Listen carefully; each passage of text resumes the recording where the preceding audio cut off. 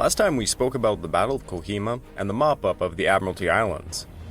The battle for Kohima led to battles raging over the Kohima Ridge. At one point, only 2,500 Allied defenders were facing nearly 15,000 Japanese. Numerous features fell to the Japanese atop Kohima Ridge. The Japanese were taking heavy casualties while pushing the defenders closer and closer to the town of Kohima. Then a decisive moment presented itself. The Japanese had an open shot against Dimapur. However, mostly because of animosity towards General Mutaguchi, the chance to deliver a killing blow was all but lost. If Dimapur had been taken, it may have changed the entire Burma War.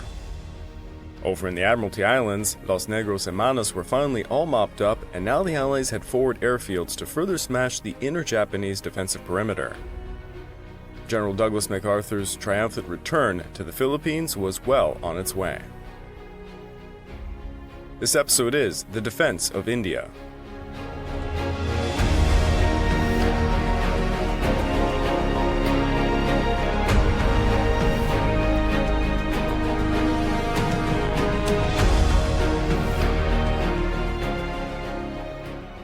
Welcome back to the Pacific War podcast week by week, and I'm your dutiful host, Craig Watson.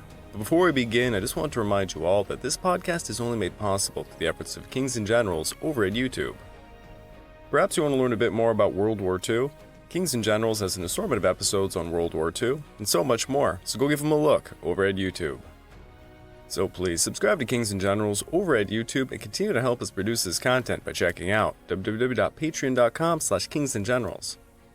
And hey, don't forget about our sister podcast over at The Age of Conquest, The Fall and Rise of China podcast, written and narrated by me. And if after all of that, you are still hungry for some more history, why don't you check out my personal channel, the Pacific War channel over at YouTube. Over there, I just released part 3 on my series on the invasion of Manchuria, Operation Ichigo. Also, please check out my Patreon account at www.patreon.com/thepacificwarchannel, where I have exclusive podcasts. Over there, a recent poll just concluded, and it looks like the next podcast is going to be on the weird Battle of Castle Itter. For those who don't know, that is when Americans and Wehrmacht fought off the SS. You heard that correctly. So be sure to check it out. Last we spoke, General Mutaguchi had initiated a grand offensive against Kohima.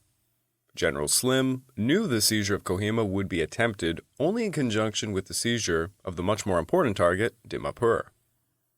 It was at Dimapur where an enormous Allied supply dump lied over the Lido-Impal line. It was the hub for which all Allied activity in the region revolved. If Dimapur were to fall, the province of Manipur would be impossible to defend, and the Brahmaputra Valley would be interdicted, thus cutting off the overland supply to China. To everybody's shock, the Japanese instead invested an entire division to attack Kohima.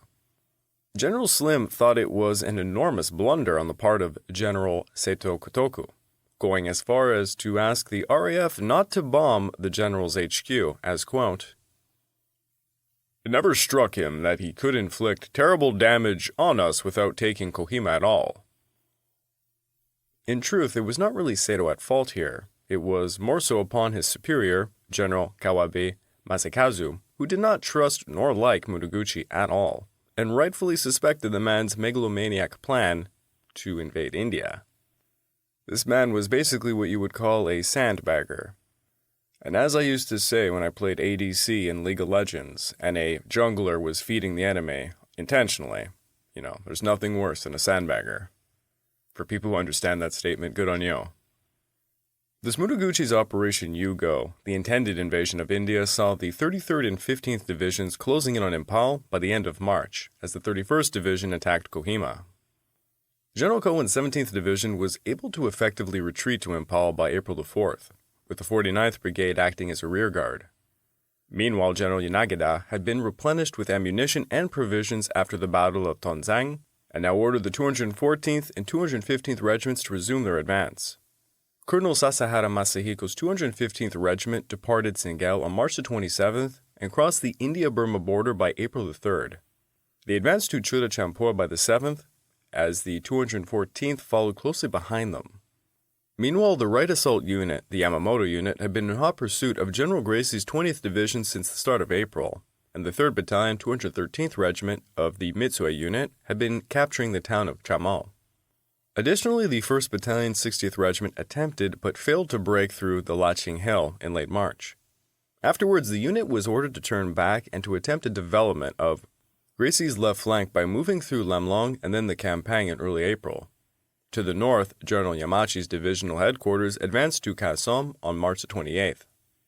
Yamachi ordered 2 companies of the 1st Battalion, 67th Infantry to attack and occupy Kameng, which presented an easy approach to Impal. The 123rd Brigade of the 5th Indian Division had closed the gap with barbed wire and set up defensive positions in the hills to the immediate north and south of the road. The attack was made on the night of April the 3rd against the positions held by the 1 and 17th Dogras of the 123rd Indian Brigade on a hill off the Oko Road, just south of the village of Kameng, but it failed to achieve its objective. They were then furiously counterattacked by the guns of the 28th Field Regiment and by Dogras itself. A troop of tanks, each of the 3rd Carabiniers and the 7th Cavalry, were also positioned on either side of the hill, and they fired upon what were easy targets. By the next morning, almost 100 Japanese bodies were found. The few survivors had withdrawn. It is believed that the ultimate objective of this attack had been the fair-weather Kangla airfield just further south.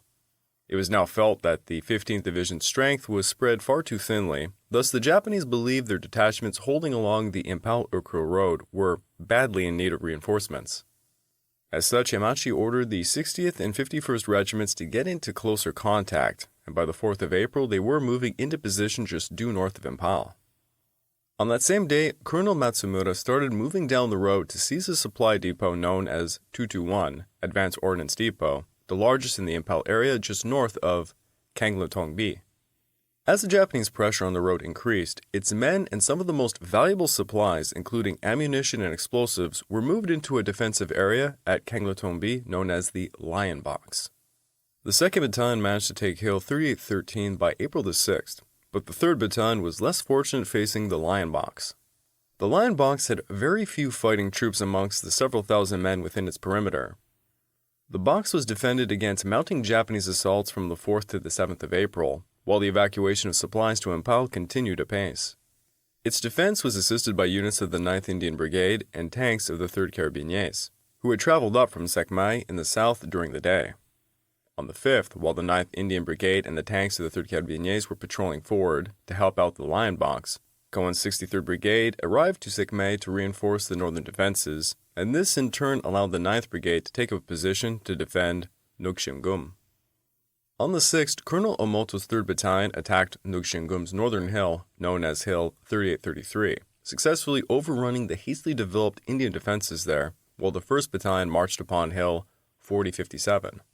There was a heroic counterattack by a platoon, led by 18-year-old Jamadar Abdul Haiz, serving as a Nab Subedar, junior commissioned officer in the 9th Jat Regiment, British Indian Army.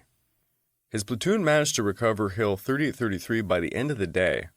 Jamadar was tasked with recovering it with 2 sections of his platoon. He fearlessly led the way and recovered the feature in the face of a hail of machine gun fire and grenade attacks, killing several Japanese in the process.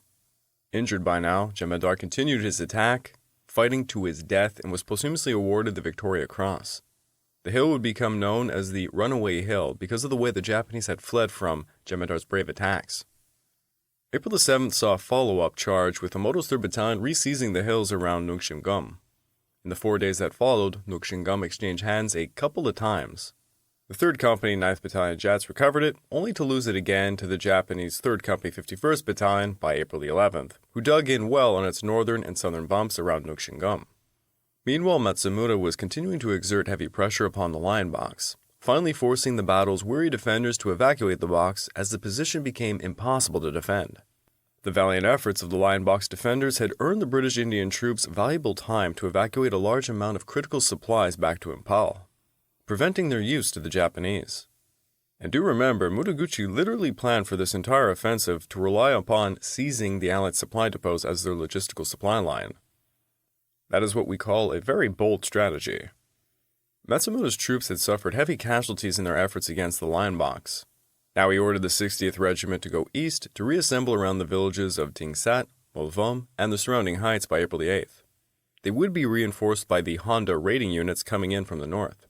On the 9th, Omoto's 1st Battalion assaulted Hill 4057, taking it from elements of the 123rd Indian Brigade, as the 3rd Battalion secured Nongshingum.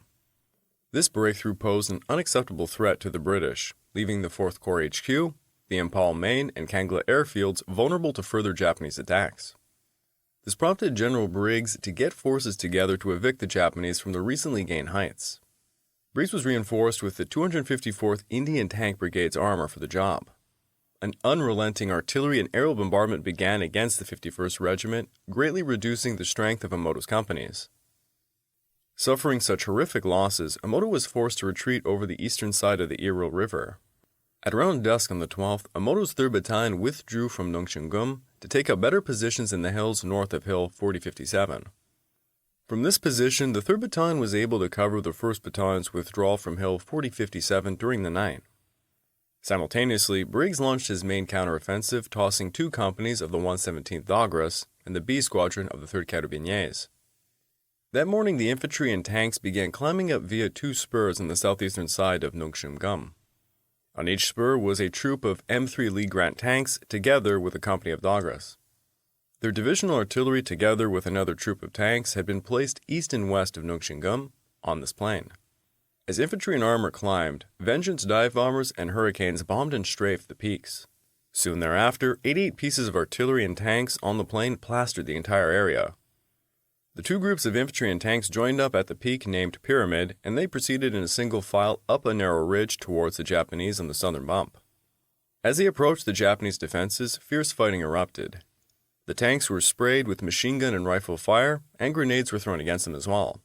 But there was only so much the Japanese could do. The use of armor on Nongshingum, which rose over 1,000 feet above the valley floor, was a masterstroke. The Japanese had simply never expected to encounter tanks at such an area, and they had nothing to counter them with effectively. The British had to pay a high price as well, though. All of the British tank officers were killed, and numerous infantry officers were wounded that day. The former had been shot as they struck their heads out of their tanks' turrets to guide them safely over the narrow and steep ridgelines. Then it was finally left to the VCO of the Dagras, Subadar Rambir Singh, and Squadron Sergeant Major Craddock of the 3rd Carabiniers to complete the battle. They rose to the occasion. The tanks finally destroyed the main bunkers as the infantry charged and killed any of the survivors. There were casualties on both sides, but the Japanese losses were especially high, leaving about 250 bodies at the scene. This was the closest the Japanese would come to Impal as a large organized force in 1944. Yamachi's 15th Division would never be able to pose such an urgent threat from the north ever again. On April the 13th, the Honda Unit and the 2nd Battalion, 60th Regiment launched an unsuccessful attack against Sangmai. In another attack on the 18th, the 2nd Battalion gained a foothold in the enemy positions on the eastern hill of Sangmai, but would be forced off quickly, losing about 150 men. The failure to breach the defenders at Sangmai marked a turning point in the operation, forcing the right assault unit onto the defensive. Meanwhile, Omoto's withdrawal had opened up a gap between his units and Matsumura's, leaving Matsumura isolated around the Impal-Kohima Road and the Mapua-Mulvom Range. This also left Matsumura's supply lines increasingly vulnerable to attacks by Briggs' 5th Division. General Skoons ordered the 23rd Indian Division to push back on the Ukro Road to regain control over the area, while Briggs cleared the Japanese out of the Impal-Kohima and Mapua-Mulvom Range. For this task, Major General Orvie Roberts dispatched the 37th Brigade up the Ukro Road, while the 1st Brigade made a wide flanking maneuver to the right to swing north in an attempt to capture Yamachi's HQ. A composite unit of the 51st Regiment, known as the Susuda Unit, formed out of 2 companies of Susuda's HQ, managed to resist the Indian attacks at Yangang Popkpi. Their mission was to hold the pass near Hill 3524, and they were met by numerous enemy counterattacking groups. The Susuda unit was faced with a serious crisis when it was attacked by a strong enemy tank force on April the 18th. Meanwhile, back on the 15th, the sudden appearance of the 1st Brigade at Hill 5515, with its headquarters threatened by this new enemy maneuver, Yamachi decided to move the 15th Divisional HQ and the Susuda unit to the rear of the right and center assault units. This move was complicated in that it entailed the evacuation of a large number of casualties, among whom was one General Yamachi himself. Upon arriving in the vicinity of Nonga, intense enemy activity was encountered. It was found impossible to move west to the desired destination, and the headquarters was forced to move towards Longsheng via Urkrel. The Suzuda unit troops reverted to their parent organizations. The command post of the division was finally established at a point about 3 miles southwest of Longsheng on the 29th of April. By April the 22nd, Robert's brigades made contact with the Urkrel Road near Litan and began hunting down Yamachi's HQ. They searched for it around Shangfell to the north. They converged on a spot only to find Yamachi was not there. Over to the east, the 9th Brigade attacked the Mapua-Molvom Range on the 23rd, making some initial gains against Mapua. Their field guns with Hurricane bombers smashed Mapua, allowing the Jats and Punjabis to fight their way up and capture it within 2 days. But further to the north, the heights around Molvom were better defended, and the Japanese defied attempts to infiltrate their positions. The brigade soon got bogged down. And further east, the 123rd Brigade advanced up the Iro River Valley, facing some of Momoto's retreating men, and they would reach Sangmai by mid-May. The Japanese at this point were also preparing to continue their offensive further south. General Yanagida received reports of the progress of the 15th Division and that Kohima had already fallen apparently. So he decided to bypass the expected resistance in the Morang vicinity and to advance directly upon Impal. This prompted Colonel Sasagara to send his 2nd Battalions of the 215th and 213th Regiments to attack the Torbung positions on the 9th.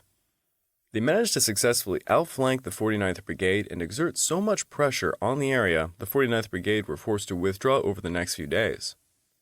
With the Japanese in hot pursuit, Cohen dispatched the 32nd Indian Brigade to defend the Tidium Road, and for Brigadier David Mackenzie to shift his main position further back to Bishampur. The Bishampur village was very well located. It was where the hills touched the Tidium Road to the west, and to the east lay the upper reaches of the Loktak Lake. Bishampur was considered the best place to position a defense on the southwestern approach to Impal. It was also important because from here, the track wriggled west over the mountains to the Silchar in Assam. Besides the Impal-Kohima Road, the Bishampur-Silchar track was the only navigable route back to the rest of India. Unsurprisingly then, it was also of interest to the Japanese. On April the 12th, the Japanese attacked Patsangbam. But the 2nd Battalion, 213th Regiment was held up by heavy artillery and aerial bombardment from Bishampur. The Japanese forayed into the villages of Kwai Sinphai and Khoi Juman to the northeast, but they were rebuffed. To counter them, aerial bombardments were called in upon Patsangbam and against the next large village, Ningthokong. Strategic Air Force liberators pattern-bombed the 2 villages with 1,000-pound bombs. The British sent tanks, together with infantry units across the paddy fields towards Patsangbam, but their advance was held up by fierce opposition. Unlike at Nungshingum, the Japanese here were armed with anti-tank guns. Evicting them would require much more effort. The 4th Independent Engineer Regiment was brought up to reinforce the 2nd Battalion, 213th Infantry at Patsangbam on April the 20th, but it would be unable to break through nonetheless. Over to the west, Sasahara's men tried to break through Kokadan on the 14th. They made repeated attacks for over a month, but they would be unable to penetrate Mackenzie's defenses. The 214th Regiment tossed 3 attacks against Hill 5846 from their position on Inguruk by April the 24th. Hand-to-hand fighting ensued as each side sought to gain possession of these hills. The British had brought up a troop of Lee Grant tanks of the 150th Regiment Royal Armoured Corps from Bishampur, and these were pressed into battle, firing within close support of their infantry. By April the 26th, Point 5846 and the Wooded Ridge area were under their firm control, while the Japanese had Wireless Hill. Meanwhile, the 2nd Battalion reinforced the 214th Regiment to skirt around Hill 5846 from the west, going just due north of the track. This endeavor ultimately failed in the end, and the men would have to turn back by the end of the month. Due to his failures and disagreements, General Mutaguchi consequently lost faith in Yanagida, who was ignored from this point onwards while his chief of staff, Colonel Tanaka Tetsujiro, effectively commanded the 33rd Division. Meanwhile, over on the hill of the Shinam Saddle, the battle for Nippon Hill had been raging since early April. Gracie's initial piecemeal attempts to retake the feature only saw his men fail. Over on the other side, the Yamato detachment launched a general attack from Chamol on the 8th, trying to make a breakthrough to Nippon Hill, to relieve the outnumbered 11th Company 213th Regiment. While the Japanese were held up by crossfire from Tengnompal, the 80th Brigade sent 3 companies of the 1st Devons to recapture Nippon Hill on the 11th.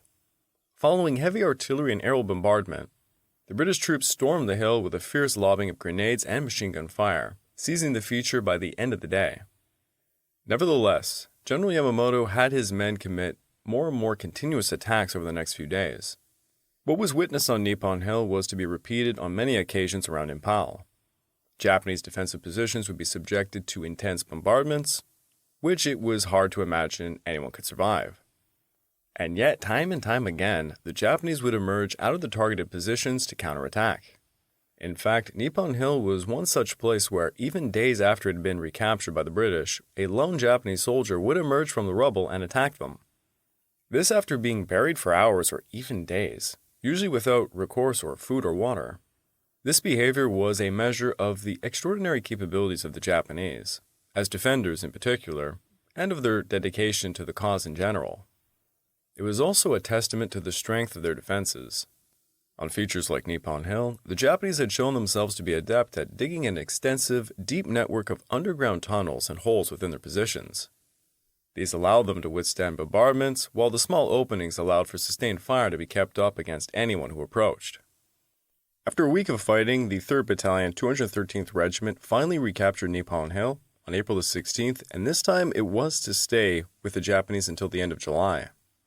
The hill would allow the Japanese to observe Allied movements over the Shinam Saddle and the road below. So accurate firing with well-sighted guns on this hill and the adjacent ridge would cause many casualties amongst the defenders. Yamamoto ramped up his efforts trying to break through towards Impal. With additional tanks and artillery support, the 3rd Battalion, 213th Regiment managed to overrun Crete East on the 22nd, as the 80th Brigade evacuated to the isolated Cyprus. Pressing onwards, Yamamoto attacked Crete West, tossing multiple attacks at the feature over the next few days. Despite the ferocity of the invaders, the defenders would manage to hold on until the end of April.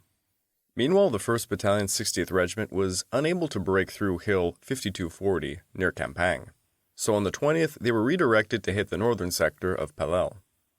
The battalion had suffered 300 casualties, unable to pose much of a threat any longer to Gracie's men. Now over to their left was the 1st INA's Division, the 2nd Gandhi Brigade, deployed on the left flank of the Yamamoto force and the initial group, that had rushed over through the hills towards Pelel. They were targeting the airfield from the south in coordination with the Japanese, closing in via Langal from the east. They clashed with Indian and Gurkha defenders at the Purum Chamban on May the 2nd. Now there are differing accounts of what exactly happened during the Battle of Purum Chambang. One story has it the INA group reached very close to the airfield, while another has it they reached some 8 kilometers short of it. What is common in both stories, however, is the reaction of the 14th Army units, who happen to be Indian and Gurkha, to the INA's efforts. A parley between the two is supposed to have taken place at some point during the battle, where the latter tried to convince their brethren on the British side not to fight. This was rejected, the INA attacked and then was repulsed. At least 50 INA men were killed in their retaliatory response. It has been argued that these attacks by their fellow Indians affected INA morale. They had not expected to be considered traitors by their former comrades of the Indian Army. Several hundred INA men deserted before the end of the battle, although the majority of the force remained in the hills around the Tamu-Pelel road, wrecked by disease and hunger. In the meantime, the Kohima garrison received relief on their ridge positions, allowing General Grover to formulate a plan to recapture lost territory in Kohima and to annihilate the 31st Division. His plan was to hold Subza and Perafima in the rear, while Brigadier John Shaplin's 6th Brigade would launch an attack against the Japanese center and gradually push them towards the southern and southwestern flanks of the Kohima Ridge. Brigadier Victor Hawkins' 5th Brigade would also perform a flanking maneuver to the north, while Brigadier William Goshen's 4th Brigade did the same in the south. On April the 18th, Hawkins thus dispatched his first units across the deep Zubza Nulla to the Marima Ridge to cut the Kohima-Marima-Bokajan Road, with the rest of the brigade following in an excruciating march and finally assembling at the Marima Ridge by April the 27th. Further to the north, in parallel to the 2nd Division's advance, Brigadier Perron's men had been performing an extremely difficult march into the Naga Hills. Their task was to prevent the Japanese from escaping the Brahmaputra Valley taking a track leading from Marima to Bokajjan.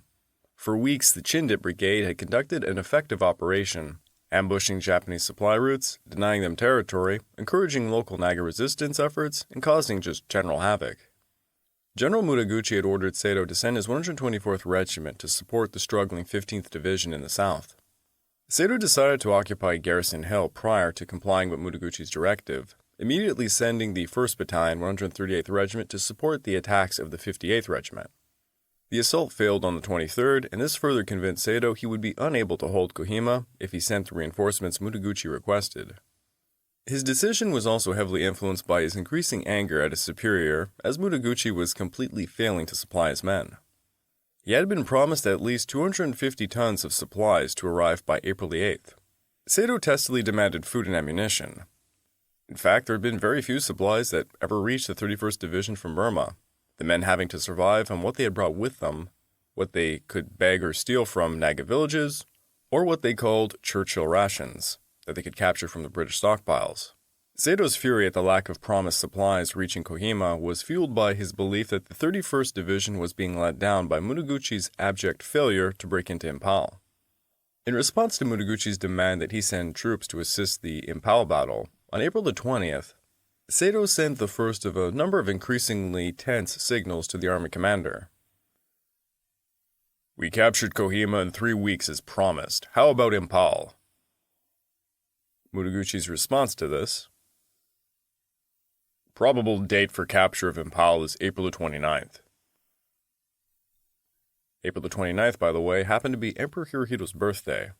Sato plainly did not believe him. On April the 30th, Sato signaled him again. 31st Division, at the limit of its endurance. When are you going to destroy Impal?" And to this signal, he received no answer. The relationship between Sato and Mutaguchi had never been good, but now it was really bad. Over the next 2 weeks, the battles of Kohima Ridge were not seeing any results. Repeated attacks were made against Garrison Hill, as Chaplin's men tossed desperate attacks at the extreme northern edge of the ridge, allowing for a troop of Lee Grant tanks to lumber up the western end of Naga Hill in order to provide armored support for the 5th Brigade. The plan to get the tanks onto the back of Naga Hill by driving through the Japanese positions overlooking the TCP finally succeeded on April the 27th. The Lee Grant tanks struggling along the track, wary of some mines, but taking the Japanese entirely by surprise at this stroke of legerdemain. Peppered on all sides futilely by bullets, they joined the 5th Brigade on Naga Hill, albeit at the cost of 28 Dorset dead, who had kept intense pressure on the TCP end of the Kohima Ridge to distract the Japanese during the entire operation. In the fighting for control over the tennis court, no means of overcoming Japanese bunkers could be discovered using infantry alone, and attempts were made to bulldoze a path up to the remains of the Deputy Commissioner's bungalow to allow for some Lee Grant tanks to move onto the tennis court and engage the bunkers directly with their 75mm guns. Unhappily, the first effort failed when the Lee Grant tank went into reverse, pulling the bulldozer to which it was attached back down the steep slope in a heap of crashing, twisted metal. 4 days later, a similar attempt was made with a Stuart light tank of the 45th Indian Light Cavalry, but it also failed, as the Japanese had brought up a 3.7-inch anti-tank gun and put the tank out of action, fortunately with no loss to the crew. By the 27th, the tanks made a breakthrough to the Naga Hill, though. The Japanese had suffered terrible casualties, causing them to suspend operations against Garrison Hill. And this would cause the 31st Division to fully adopt a defensive stance. Meanwhile, Goshen's men had been set out on a long march to cut the Impal Road below the Aradura Spur on the night of the 25th. They were advancing through some of the very worst terrain of the entire region. It was deep, nearly vertical jungle-covered gullies falling between Mount Polibadzu and at the face of Mount Japfu. The 4th Brigade would reach the valley between Polibadzu and Japfu in 3 days. Once there, General Stauffer ordered Goshen to climb over the Polibadzu Ridge, then come down into Kohima to hit the Japanese position on the GPT Ridge, which at the time were giving very serious problems to Chaplin's men. The brigade accordingly turned left, climbed up and over the Polibadzu Ridge, and began to slowly descend through the jungle down into the Kohima side. A prominent pimple above the GPT Ridge, known as Oaks Hill, sitting about 6,000 feet, was occupied by the Norfolks and the 143rd Company on May the 1st. The presence of British troops 1,500 feet above the Japanese positions became known to them for the first time. But that is all for India today, as there is something else cooking up in the CBI theater that we need to talk about. Since early 1943, the United States had steadily increased its air force in China. By the beginning of 1944, there were more than 500 U.S. planes in the area, whereas in spite of the organization of the 5th Air Army, the Japanese Air Force had less than half this number of planes in China. Furthermore, with the war situation rapidly growing worse in the Pacific, the Japanese Air Force in China could not hope for any replenishment.